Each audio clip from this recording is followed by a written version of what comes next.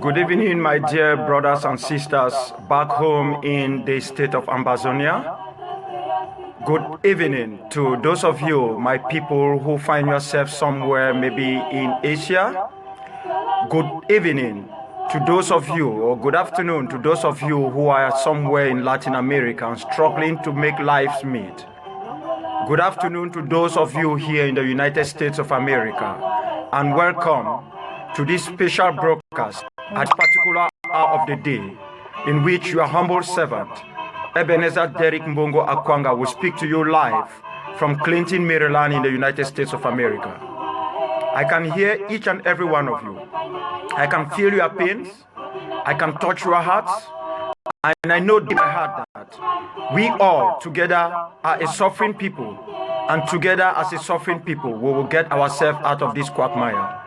As it has often been the start of our broadcast, today's program, I want each and every one of us at this hour, at this moment, to give a minute of silence to those who have fallen, to those our loved ones, our sons, our daughters who have fallen on the battlefield from 1961 up till date, 2017. To equally remember those who at this moment are being held in different detention centers in La République du Cameroon.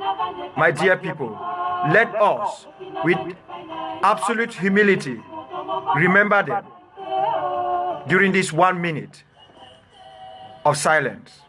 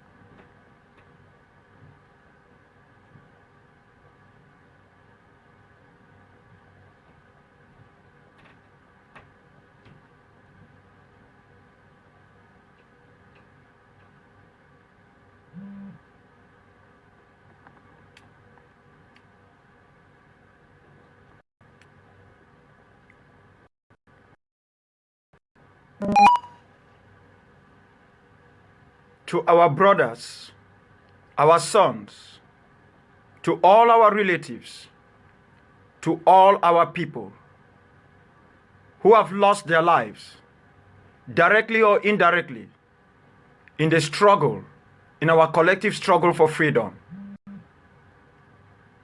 We, the people of Ambazonia, the people of the former British Cameroons, wish to extend to you a hand of love, a hand of remembrance, a hand that will never be taken back. At this moment, I also want to pay special homage to my brother who did not know me, but whom I knew very well, who passed away yesterday here in Maryland, the brother of my good friend and classmate, Mrs. Ndele Rose. Brother Kennedy, you left us so soon, and we pray that may you walk in the Spirit of the Lord. As we continue to reflect on what might have happened, as we continue to reflect also on our brothers and sisters who have died back home in the southern Cameroons, in Ambazonia. My dear people, as I speak to you, this broadcast is coming live through Africa Freedom Radio and also through Facebook. We have not been able to get our YouTube channel intact. But I can assure you that we will do that when next we meet. Today, I want to speak to each and every one from the burnings of my heart. As often as I do, I speak extempore. I make sure that whatever I say comes from my heart, not documents, not papers that are written. Because I know that will be the best method, the best means for me to communicate with each and every one of you. But before we move forward, I want to give my heart, my kudos, my love, and our congratulations to each and every one of you who is a teacher back home in the state of Ambazonia. We can understand your pains. We can see your tears. We know the difficulties you are going through, the threats, the intimidation, the blocking of your hard-earned salary, the thingification. Yes, we understand this. And we know that your problem is just a microcosm of the problem that the entire state of Ambazonia has witnessed for more than 55 years. We salute you, our brothers and sisters of the bar. We feel your pains. We understand your sufferings. And let me assure you that those of us out here seeking greener pastures, those of us out here seeking political protection, those of us out here who are far away from home, but who are closer to home through our hearts, our actions, and our attributes, we always think and remember each and every one of you. We know your courage, we know your determination, and we know that together as a people, we will be able to see that great day of freedom. My brothers and sisters of the law, my brothers and sisters of the academia, I want to assure each and every one of you, the teachers and the lawyers, that we are together in this. But that let us aim higher. Because when we aim higher, we are very, very sure that we will be able to achieve our goal. It will not be easy. It will be difficult. But I can assure you that we will be able to achieve it. This is going to be a very difficult moment for us. This is going to be a very troubling moment for us. This will not be easy. My dear brothers and sisters, I come to you today with one particular message. It is a message of hope. It is a message of courage. It is a message for resilience.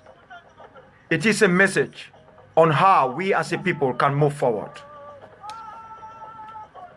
A couple of days ago, I spoke to someone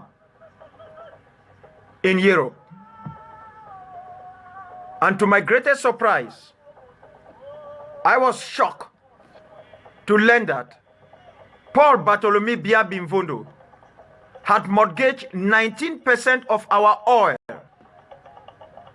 to the Federation of Switzerland. I repeat, 19% of our oil has been given to the people of Switzerland so that Paul Biya and his family can take constant refuge there for months. 19% of our oil. At a time when our kids are unable to go to school and sit in a better classroom. Please, we can all watch this photograph. Look at this. This is what the people of Lebialem, my own division, are calling for classes to begin. That is it. That is the classroom of a school. And you can see the symbol of tyranny and repression, the flag. Let us ask ourselves, who do these people think we are? Who exactly do they think we are?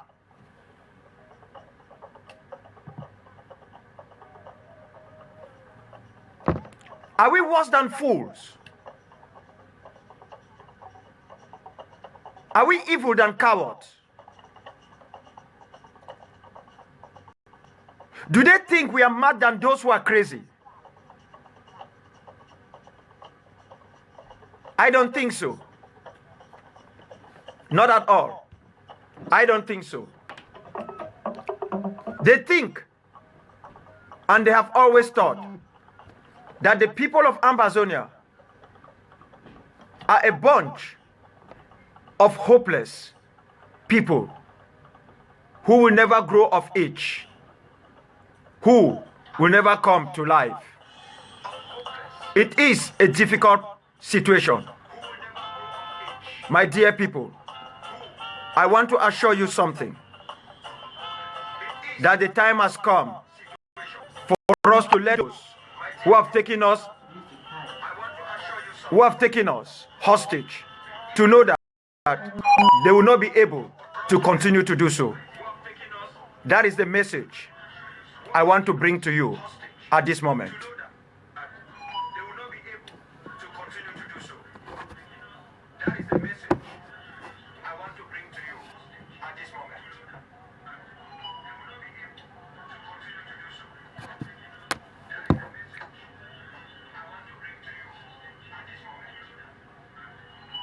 A few days ago,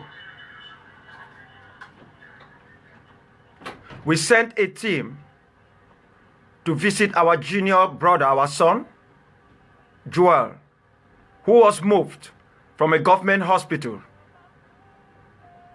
to Bingo Annex. At the moment, for the first time, the gunshot wound that has almost impacted one part of his body paralyzed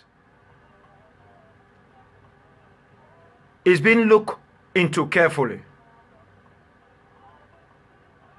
We have dispatched support to Joel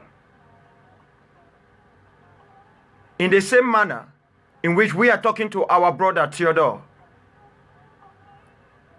who at this moment is still in the sick bed at Menji, Mary of God Hospital. We will continue to think of our brothers, our comrades, our fellow citizens who have one way or another been victims of the travails of persecution of La République du Cameroon.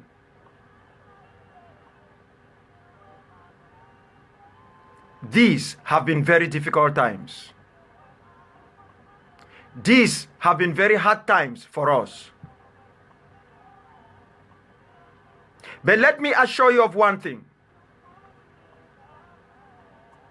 In this struggle, at this moment, we are not in a sprint. We are not even in a marathon. We are almost closing the process of a decathlon. You know, during the course of the Olympic Games, there is what they call the decathlon, where an overall athlete is awarded a gold medal.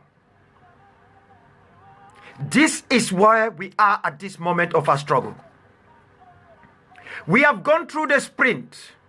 We have done the 200 meters. We have done the 400 meters, the high jump, the long jump, the discus, the javelin throw. We have done each and every one of these. We have done the cycling, the swimming. Yes, we as a people have gone through all these processes. We have done this. And now we are at the final stretch towards independence. And we know that during this process, it has not been easy. Some of us, for one reason or another, have faltered and fallen backward. For others, we have done the best to pull them alongside as we move forward. It has not been an easy walk.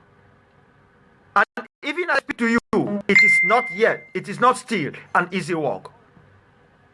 My people, I want to assure you of one thing. I repeat, don't be dampened by what you think are divisions among us. No, not at all. They are the natural consequences. They are the natural pathway which every people who are seeking freedom, total freedom, will go through. Freedom does not come through the wheel of inevitability. You will hear varying voices, especially at this moment. You will hear different opinions, different thoughts. But as long as every voice, every opinion, every thought, every dreams and hope goes towards total freedom of our people, we have to acclaim them. It will not be easy, my people, for the cause of freedom does not move on a straight line. It always dwindles. There are curves, there are bends, some are crooked. We will walk through bottles, broken bottles. We will walk through bullets, live bullets. Grenades will be thrown upon us. They have been done already as part of the Decalogue.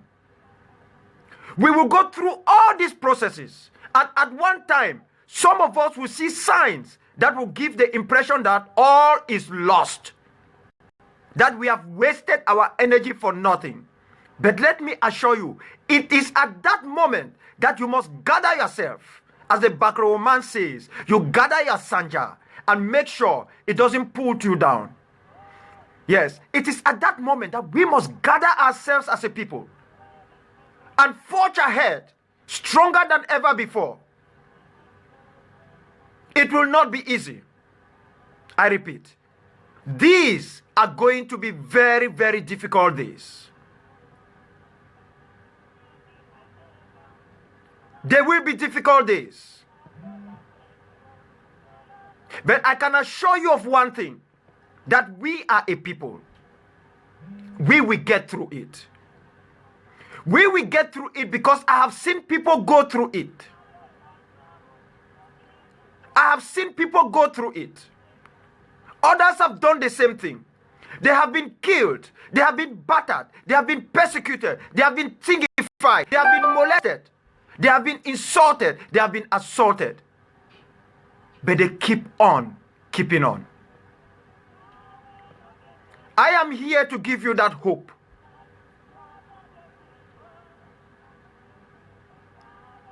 To give you that feeling of a better tomorrow. That tomorrow where we will not just send our children to school, but we will make sure we send them to decent schools. That tomorrow where when our men of the police forces will come out, they will not be out to shoot on us, to shoot at us, I beg your pardon. They will be there to protect us as we exhibit our civic duty. That tomorrow where our military will be trained not to harass, intimidate and kill their own, but to defend the borders of our land. That tomorrow where our teachers will be duly respected and paid their due. Where our judiciary will be totally independent, as each and every one of us expect. That tomorrow where the executive will be answerable to the people, and the legislature will be there to act as check and balances to both the judiciary and the executive. And the judiciary will be there to make sure that no one, not those in the executive or the legislative, will go unpunished when they spit upon the law. It will not be easy, my people. I can assure you that. We will make series of errors on the way, as we have done in the past, and some of us are doing now. It is a normalcy in a struggle like this. 55 years is not 55 minutes or 55 seconds. 55 years is a very, very long process. This is more than half a century of slavery that we as a people have gone through. Do not give hope. Do not give hope, my people. I want each and every one of you to take this struggle personally. This is the message I have been giving to each and every one of you, and I want to repeat today. Because if this struggle is not personal to you, if you do not see it from a personal angle, I can assure you, you will not think about it collectively. When it becomes personal, and you think that Dr. Akwanga is going astray, you will not give up. You will continue marching forward because you will say, no, this struggle is my struggle. It's not the struggle of Dr. Akwanga. When it becomes personal and you realize that X, Y, or Z is not doing what is expected of the people, you will not sit and cry foul and say, no, what are you people doing? You will forge ahead. You will find a way to move forward as an individual and then pull the others alongside you so that together as a people we can move forward. There will be threats. There will be intimidation. Yes, some will quiver on the idea that there might be full-scale war when we as a people will have to live up to who we are in defending our homeland. But let me assure you, we do not want war. Unfortunately, we are bound by history and the acts of the day to defend ourselves. And in defending ourselves, there is no hiding, there is no lying, there is no gaming here that some of us will die and some will certainly see that day of freedom. This is a very difficult message to give to a people who have suffered for too long. But this is a message of truth. That we must prepare our bodies, our hearts, our hands, and our legs for difficult days ahead. But this is going to be the darkest hour before the glaring sunlight of freedom dawn. It will not be easy. It will not be easy, even as we know that Paul Bartholomew Biam Bimfondo went to Switzerland and connived with the Swiss educational system, that every Southern Cameroonian who studies within the arts field, for instance, that if you have English literature and history without mathematics, you must not be admitted into a Swiss university. This is what Biya told the people of Switzerland, told the government of Switzerland, which they have been instituting since 2009. All of you, especially those of you from Momo Division, from Bengu in particular, remember the days of Abere Geography, Abere Mathematics, Abere Physics. You know those days. You know when you will go seeking for a job and you went knocking at the door of your brother, your uncle, your dad, your granddad, asking him to help you. Not, I repeat, not to give you an opportunity over others, but to open up the door for you. And because he knows you have chemistry, biology, his next question is whether you have geography. Because he knows you have English language and history, he wants to find out whether you have physics. That is exactly what Mr. Biya went to Switzerland and told the Swiss authorities. Since 2009, they have made it very, very difficult for you and me, our brothers and sisters, our sons and daughters who have toiled day in, day out, using even bush lamb, using even what we call turukan to study, to make up good grades, yet they cannot have admission into a Swiss university because Mr. Biya have thingified, destroyed our educational system, both in Ambazonia and outside in other countries, Switzerland in particular. Now you will understand why we struggle. We struggle because a young man who is doing his husbandry job moves into the Mankong hospital to give banana to the wife and is arrested and taken to the Bafut airstrip and airlifted to Yaoundé. Locked up in Kondenge. That is why we struggle.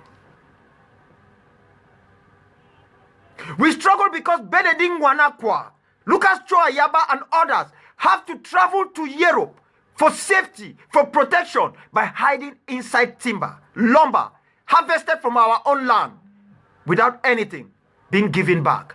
That is why we struggle. We struggle because our teachers, who are supposed to be the first line of action, the first line in building a viable state, have been thingified and reduced to nothing.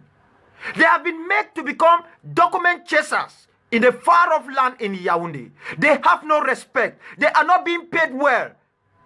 They are not being treated for who they are. The true molders of the society of tomorrow. That is why we struggle.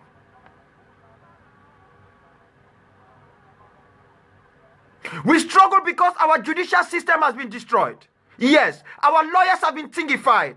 That even what they put on, even what they wear to go to court, is being treated as a threat to national security. That is why we struggle.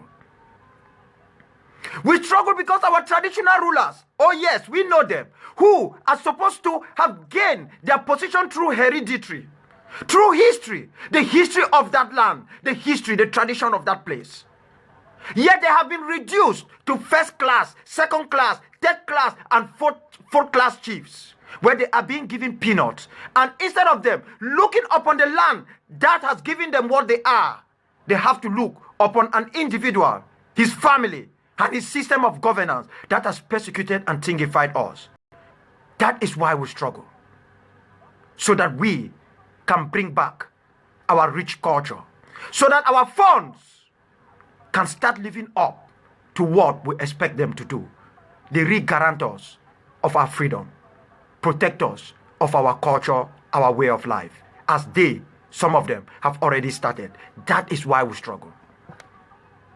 We struggle because our churches can no longer see our pastors, our clergies, our priests, our evangelists use the pulpit to preach the true gospel of Christ. That every time they do that, they are under threats. We know some are killed, some are kidnapped. Some family members of these very clergymen are targeted. That is why we struggle.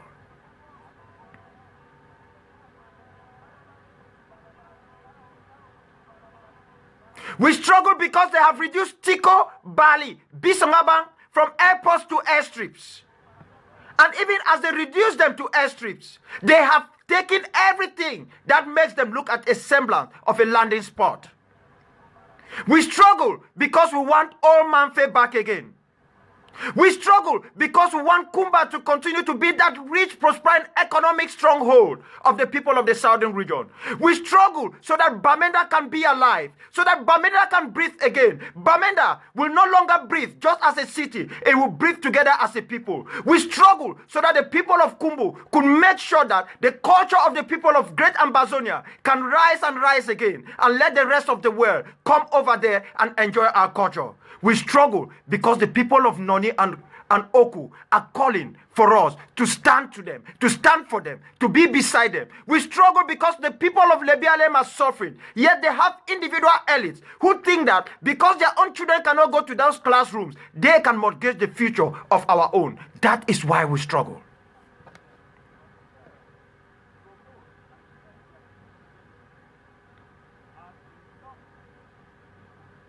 We struggle because our brothers and sisters are dying in creeks, dying in the forests, in Latin America as they struggle to find themselves into the United States, because where they call home has been taken away from them. That is why we struggle. We struggle because our sisters are compelled to do household chores. And even as they do these household chores in Kuwait, in Saudi Arabia, in Qatar, in United Arab Emirates, that is not all. That those who are thieving them and enslaving them to do these jobs continue to also sexually molest them, to reduce them, to take away from them their ability to be a woman. That is why we struggle.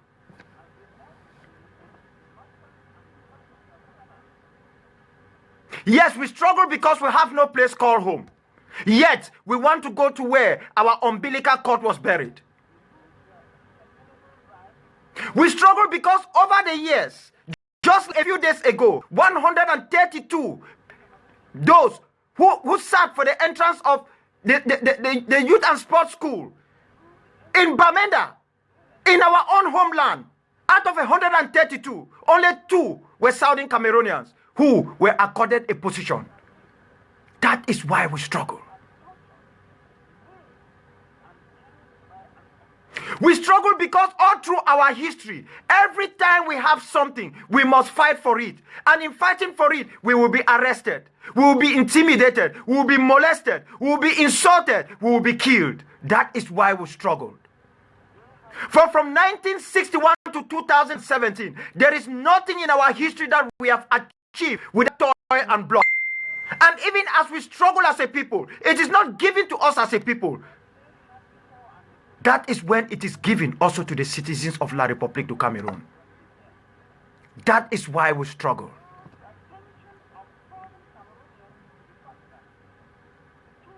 We struggle because they have made us hate one another. They have taken away that ability of love from us. That we are no longer our neighbor's keeper. Yes, and in so doing, they have taken this away from us. We struggle because they have made our fathers, who are supposed to inculcate wisdom into us, not to do so, to think only about themselves, even as they send us to schools. And they have made us, the younger people, they have opened our eyes to a new type of freedom. A freedom that at times spit on the culture and traditions of our ways of life. That is why we struggle. We struggle so that we can bring sanity in our midst.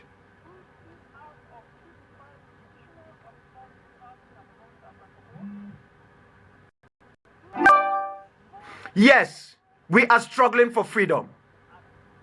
As we struggle for freedom, some among us are insulting us and assaulting us. Please do not turn against them. Do not blame them, for they too are under persecution and slavery. For if their eyes were a little bit open like the eyes of millions of us, they would not be saying those things or doing those things that they are doing at this moment. That is why we must continue to struggle until we as a people are free. We struggle not to conquer, but if we are pushed to the wall, I can assure you that we will conquer. We struggle to be free. We do not struggle to intimidate others. Look at us as a people for 55 years. What can we show? What can we as a people show? Except our courage and steadfastness. What can we show? We struggle as our intelligentsia class finds itself in exile. The dentists, the pharmacists, the surgeons, those in the aeronautic and space industry. We struggle because those among us who are supposed to be the epitome of truth have been compared to be symbol of what fear can do to us as a people. That is why we struggle.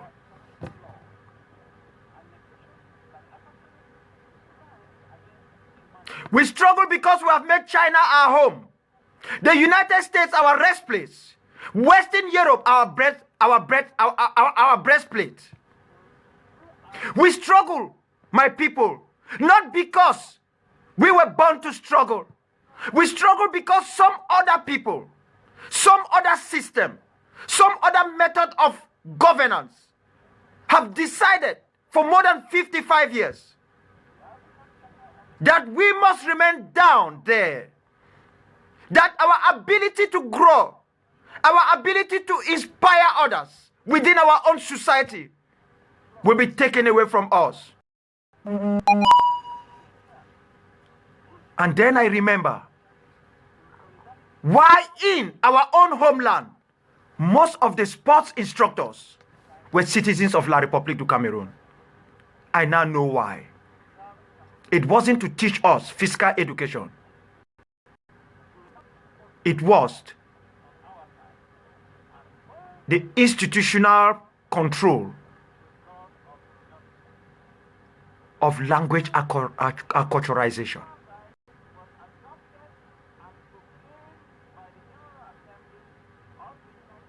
I remember one of my lecturers, one of my teachers, I beg your pardon, in the great government high school Victoria, when we were in Down Beach, he calls himself Mr. Mofo. He is now the principal of National Comprehensive in Victoria. Little did I know that he was one of us, that he is an Ambazonian. Klimbier, as they called him. was the proudest man on earth.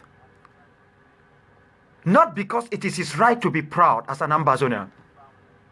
It was because Klimbie, like some other Ambazonians who could express themselves in French, were looking down upon the rest of us Ambazonians who could not utter a single word in French. You will now understand why we struggle as a people.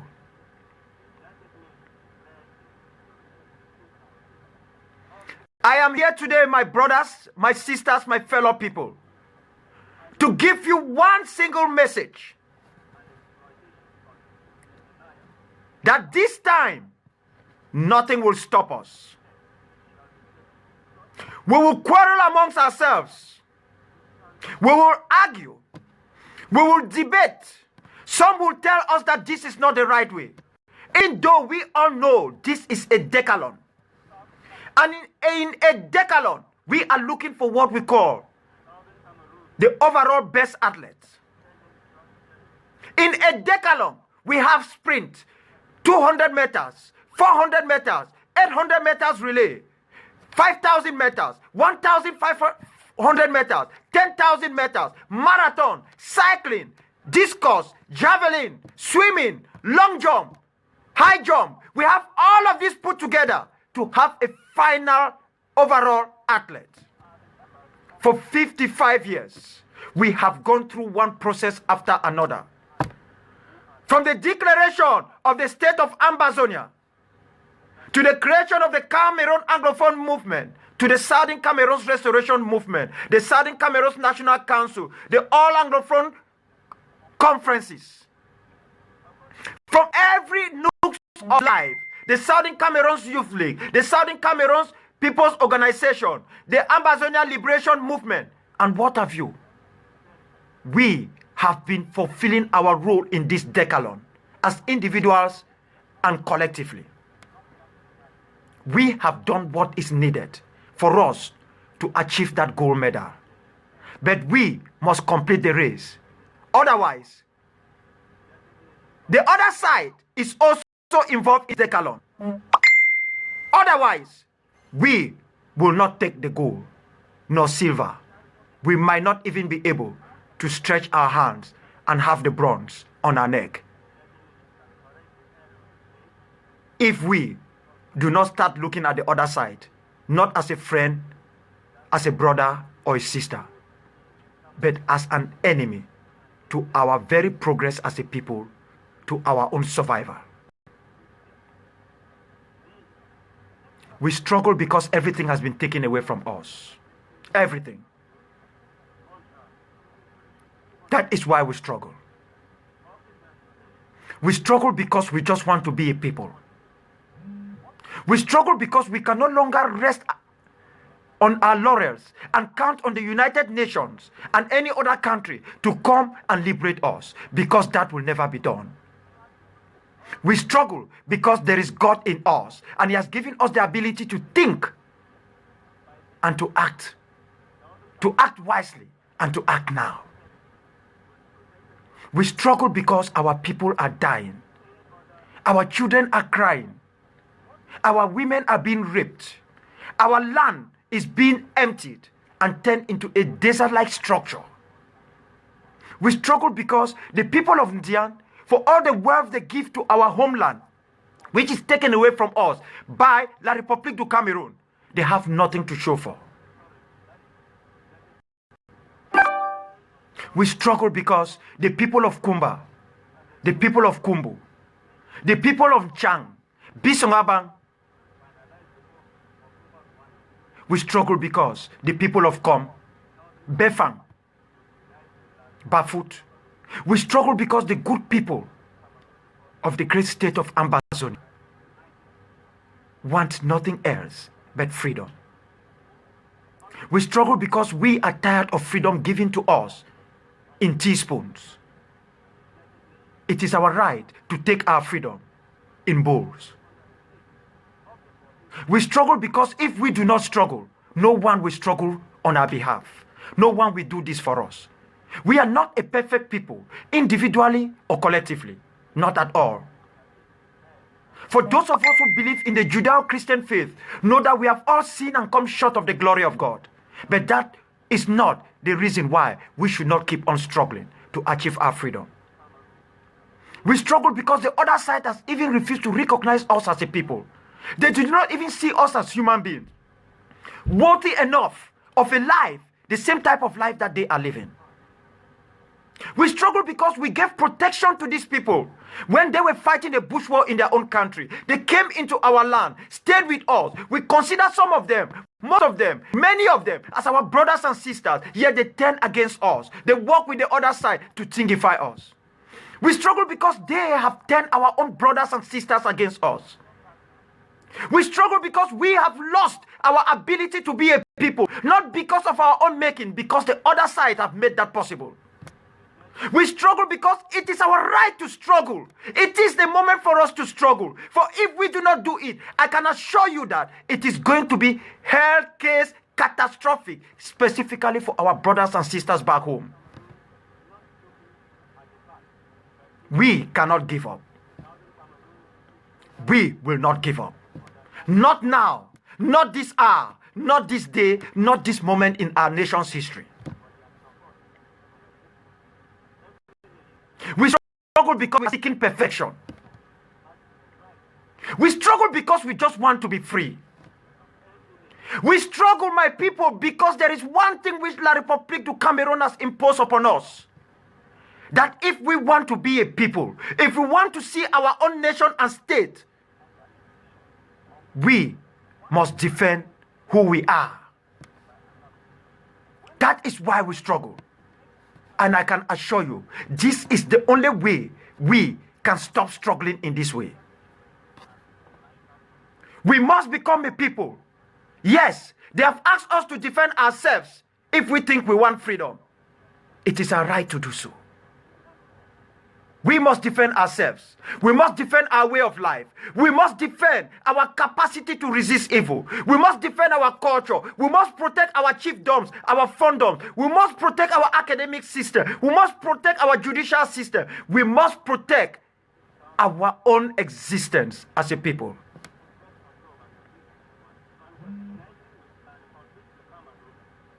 Let us stop arguing on how best to do this. Let us stop arguing on how best to do this. Because under international law, Mr. Biya does not have the right to give us federation. Let me tell you something.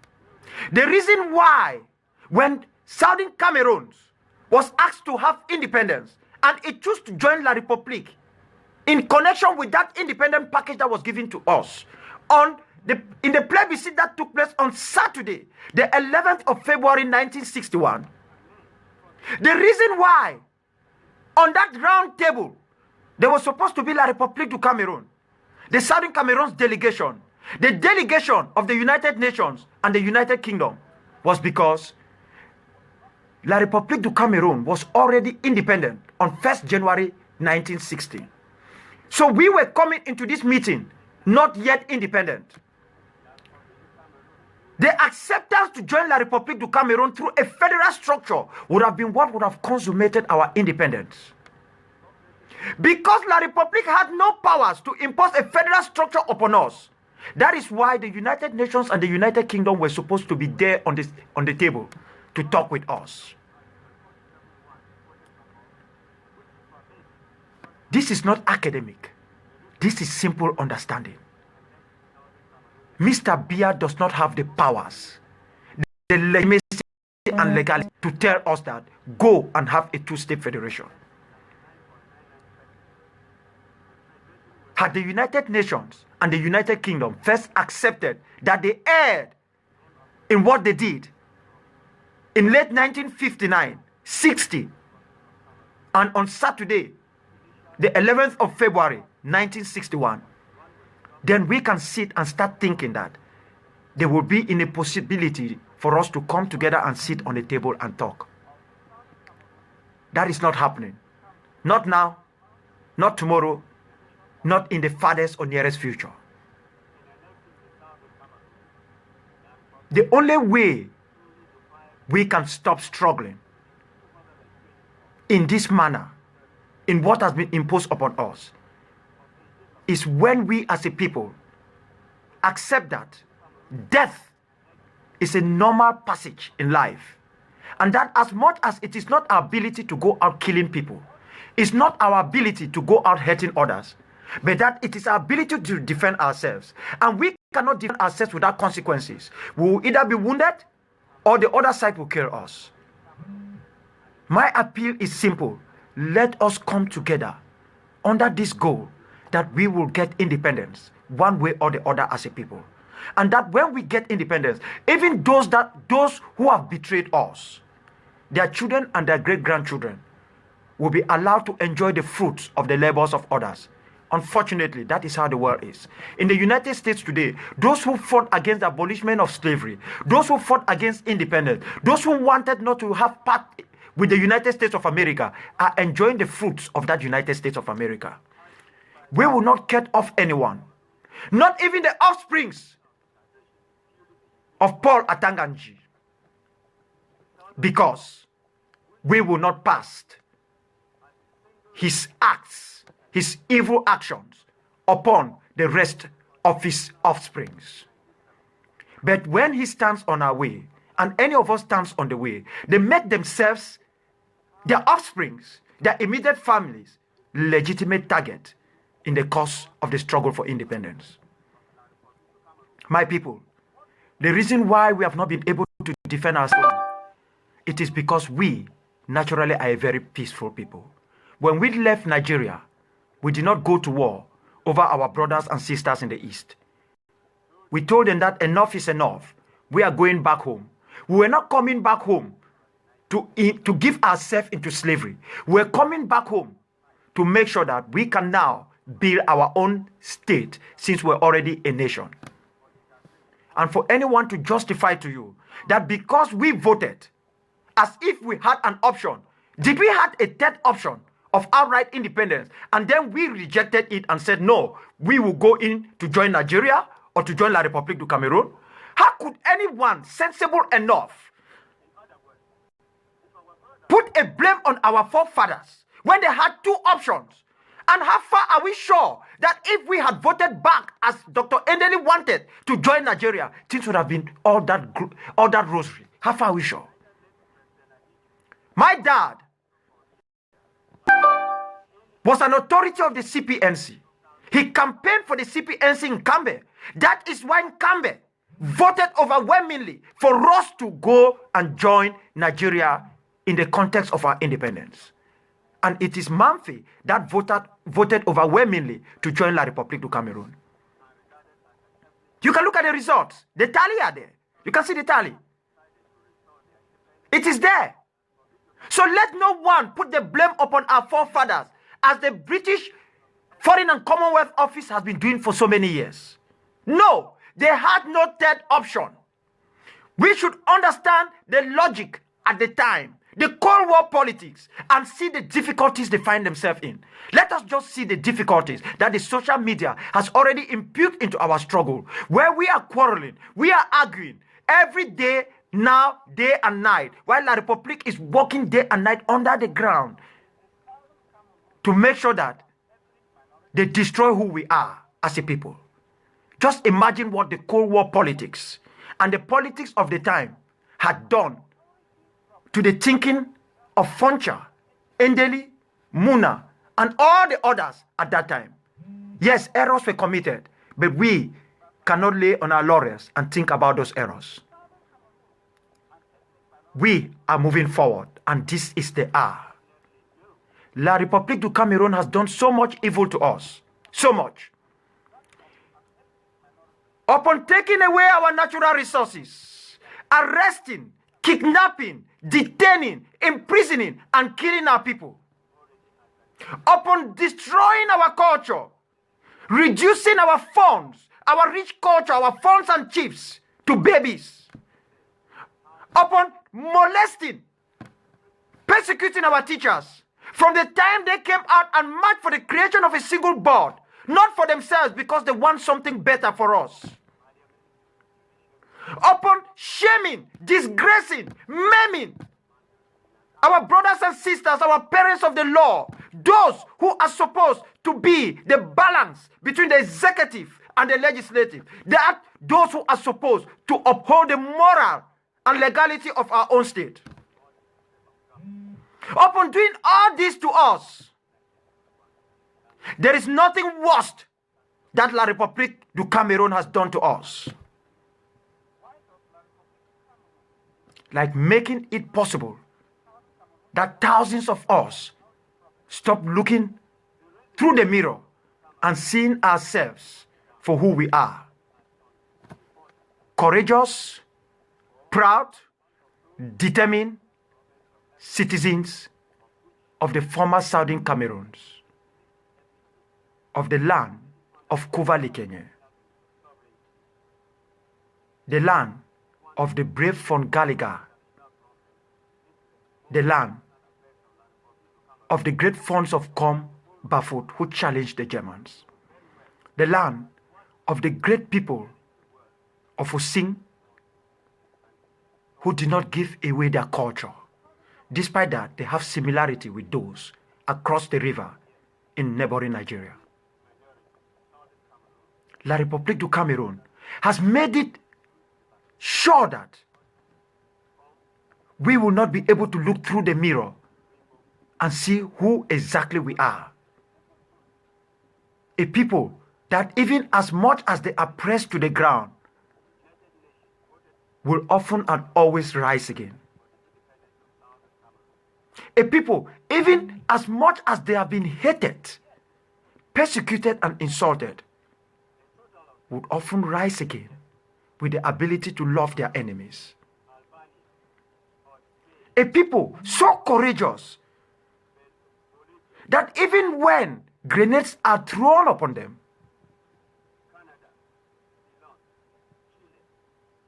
even when they are fed with human feces and urine, even when their natural resources are raped, even when they are divided amongst themselves for the good of the proconsuls and the annexationists, they have refused to be silent. Take a mirror as I speak to you and look through it. You will see courage and bravery. You will see pride for who you are. You will see fortitude. You will see hope.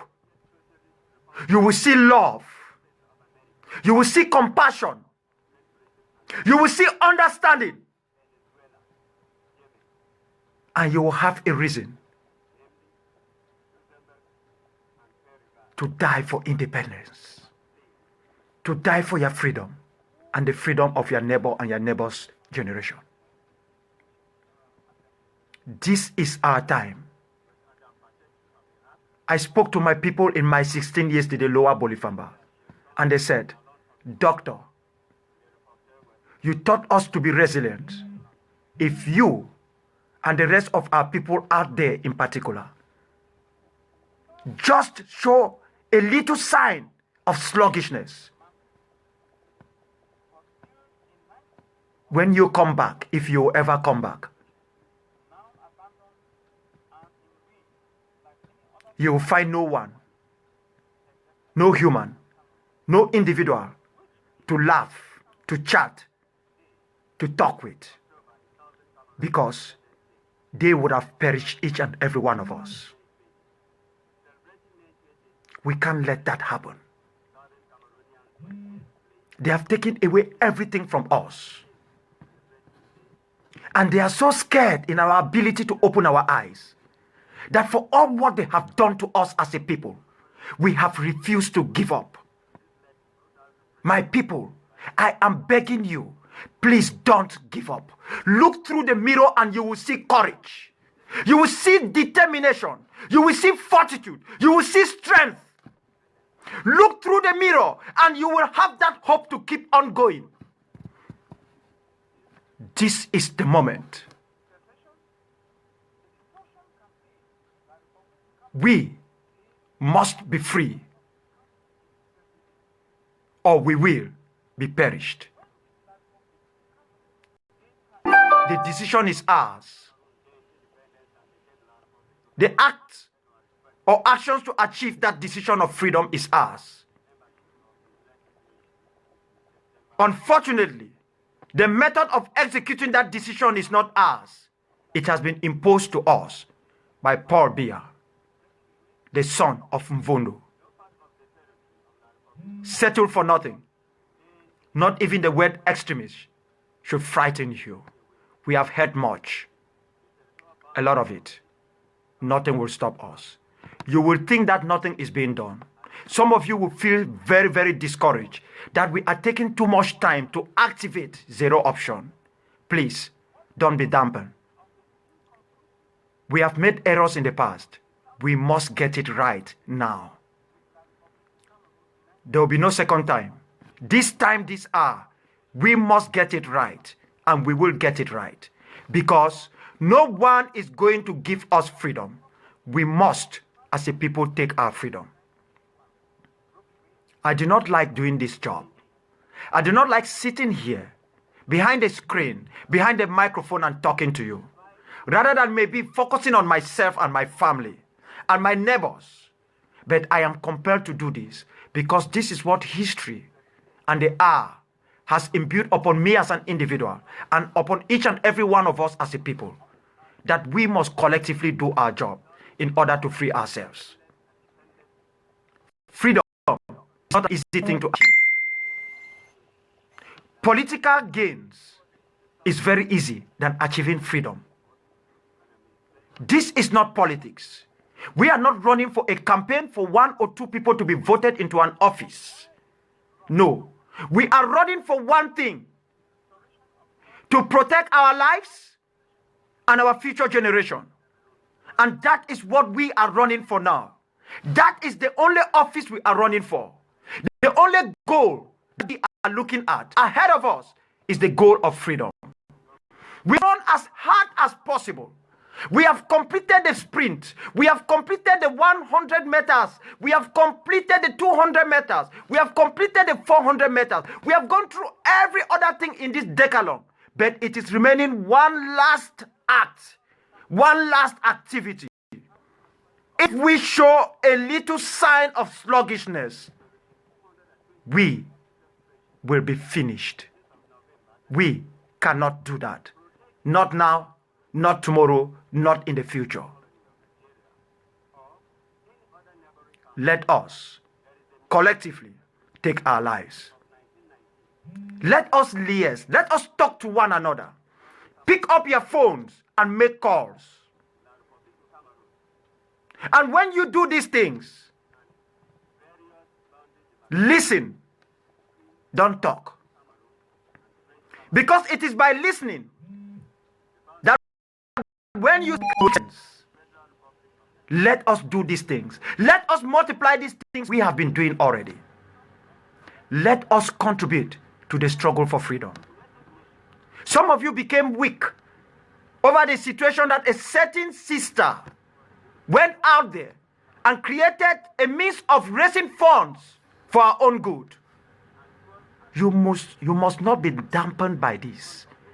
For you have not seen anything. Others are there that you don't know. And there will be others that will come up. That will deceive you. It is a normal situation.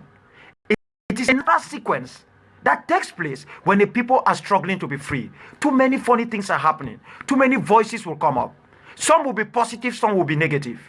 But stay fast and treat this issue as if it depends solely on you alone. And then you will realize that is a collective issue, something for each and every one of us. Do not ask for leadership. Start leading. Because when you are leading, it means you will do what is normal, is acceptable for us to move forward. Our goal is freedom. And let us come together to achieve that freedom in pursuit of our full-fledged restoration of that independence that we were compelled to have in 1961.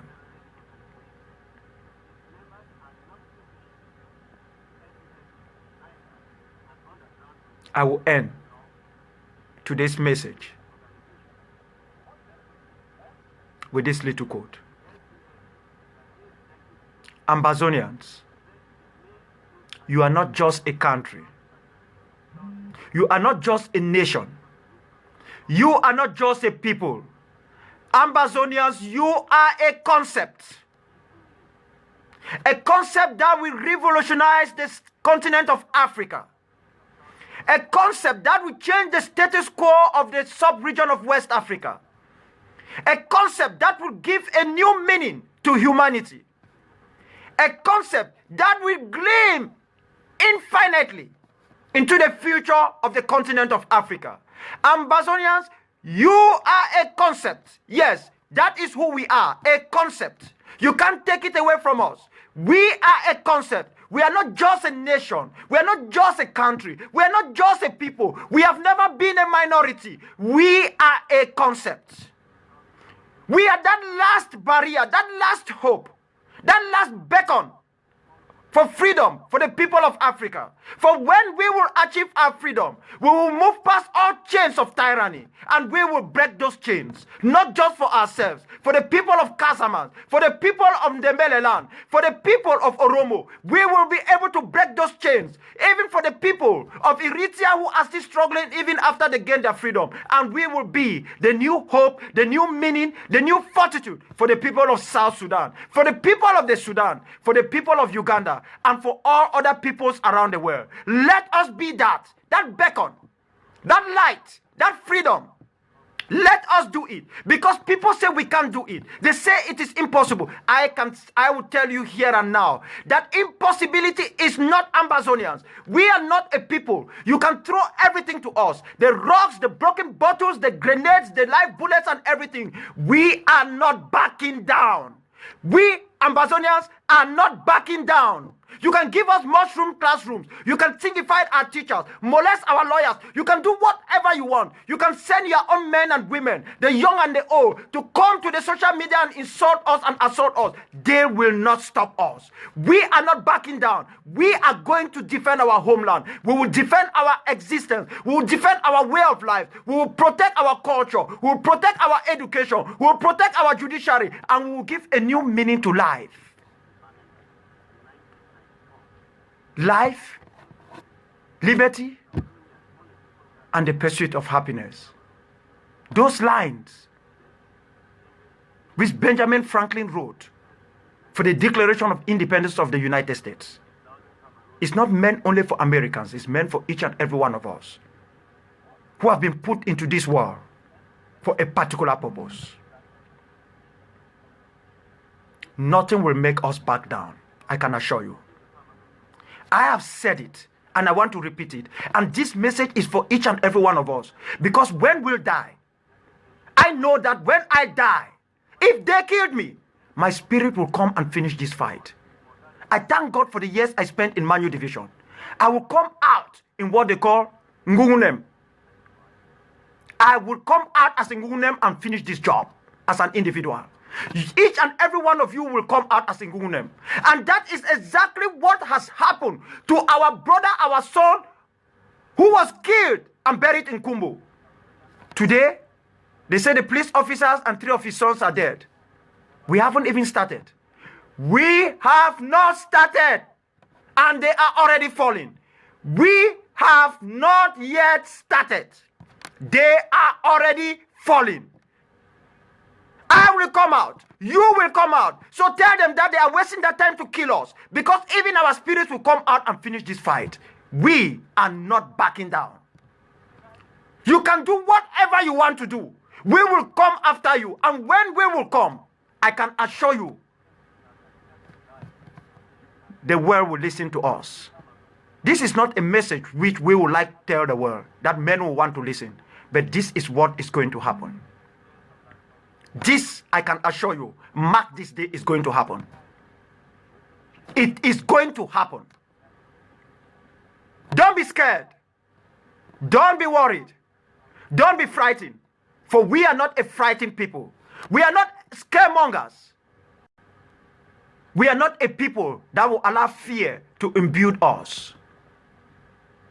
We are that people that when you put them to the ground, sooner they rise again. And when we rise, we are no longer going down there.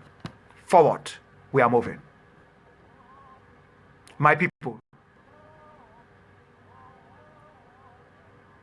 start buying your kerosene. Start stocking your food. Start praying. But as you pray, start acting. Start putting these things into your head. Because the days, the weeks, the months ahead, we want to make sure that somehow they become our last hours in servitude. We will not negotiate for our freedom. We will be free. We don't want anyone to give it to us. For the freedom that is given is easily taken. But the freedom that is taken is easily maintained. That is what is going to happen. Be hopeful, be courageous, be strong, and be resolute. I am with each and every one of you with all my heart. It is personal to me. It is personal to each and every one of you. And collectively, it is personal to all of us. We have come to the conclusion that whether we like it or not, we are in this together. The good ones among us, the bad ones among us. That is who we are as human beings. We will take back our freedom. And each and every one of you, whatever you do, in whatever manner you do it, as long as you are pushing towards freedom, as long as you look at the goal of independence with an open eye and say this is what we want to achieve, you are welcome to join this train. This train will keep on riding. This train will keep on going. The only way this train is going to stop is at the foot of Mount Fako. We have beckoned on the gods of Nyango Namuna and Sango Namuna to join us. We've called upon Afuakum and all the other gods to join us. Our late brother, our son, our uncle, our cousin from Kumbo have just taught us something. That it is not the person who throws 12-6 in a Ludo game that wins. It is the person who knows how to use his own 6s, 3s and 1s to knock out the 6 of the other person that wins. This is a decathlon. And we have just a step towards the gold prize. Let us go for it. Let us go for it. Let us go for it, my people. And do not be dampened. Do not be shaken. For we have people who have given their lives for this. The late Dr. Kevin Gwangumne died in the United Kingdom. After so many years in exile, he gave so much. I was always with him. When we talk, we discuss about these issues. He was a brave man. The late Malcolm will always remember him.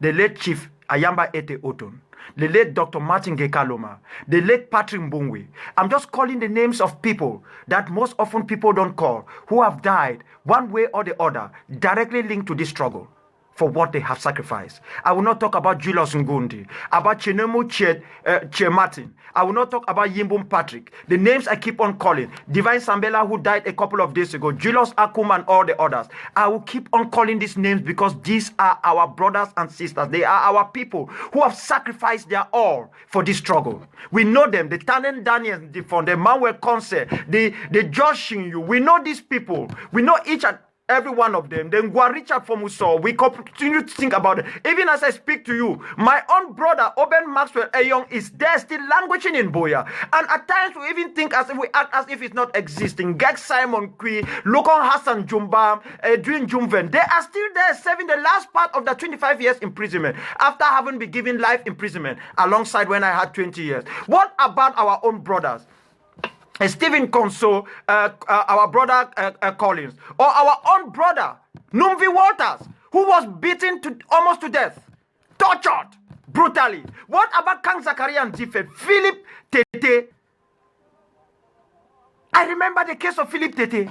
That it was his daughter, who was my classmate in Form 3, Ijang Gladys, who was able to sneak out the first letter that saved my life and the life of the rest of the other people. I wrote that letter, as I explained the other time, with a pear seed.